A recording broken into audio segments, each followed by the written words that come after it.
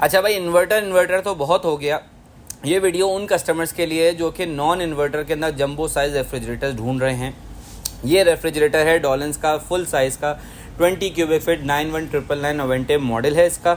20 cubic feet इसका size है। 12 साल इसकी वारंटी कंप्रेसर की है, 4 साल की इलेक्ट्रिकल पार्ट्स की और 1 साल की अदर पार्ट्स की। ये है पाकिस्तान का सबसे बड़ा रेफ्रिजरेटर जो कि एम हनीफ ट्रेडर्स पर एक्सक्लूसिवली अवेलेबल है।